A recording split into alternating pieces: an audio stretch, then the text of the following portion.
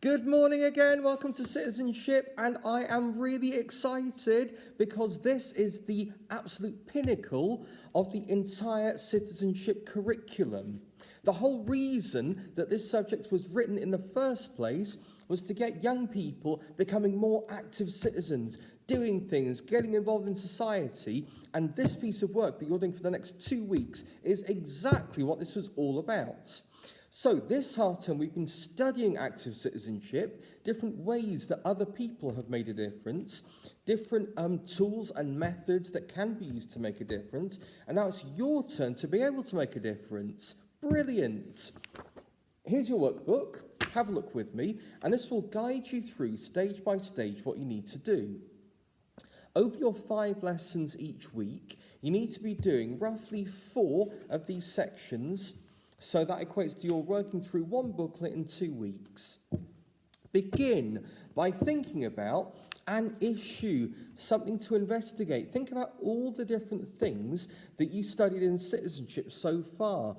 Think about your local community. Think back to that piece of work where I asked you to think about your neighbourhood and if any improvements could be made. Think about the nation. What would your voice do if you could have a say in the nation, and you can? What about in school? So just be thinking, there are some ideas in the booklet, for example, recycling, fair trade products, pupil voice, the food at school, anything goes within reason. If you're not sure, run it by who makes your phone calls, and then they will give you some guidance. But firstly, choose the issue. And at this stage, it's all theoretical. You're thinking about something that you might want to change. Then start to think about who can help you. Who do you have access to? Who do you have access to who can do things?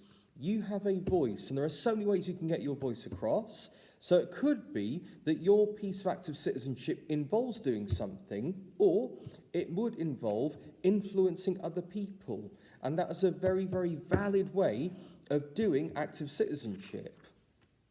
The third stage is very detailed and very important. What you need to be doing is carrying out your research. The booklet guides you through again, but for the best piece of work possible, you need to use both primary sources and secondary sources. Start with the secondary. That's stuff that other people have written. That's websites, that's leaflets, that's posters, other people's work. Start with secondary sources. Then add your own. Do your own research. You could write a questionnaire. You could interview people.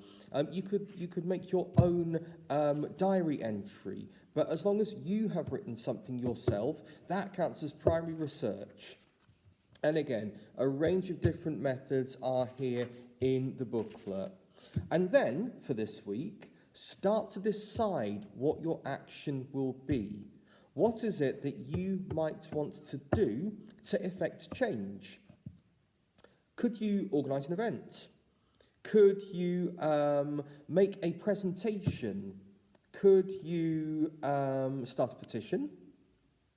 Could you lobby your local MP? Could you set up an action group? There are other things that might be unhelpful. Remember, you looked at some of those. There are some quite extreme ways that people aim to get their voice heard. But what might you do? What if you could, if it's a school thing, you could write to me to see if you can get something done. You could set out to raise money for a cause. So at this stage, you're planning the action. So enjoy, dream big, and have a great time starting your wonderful piece of active citizenship.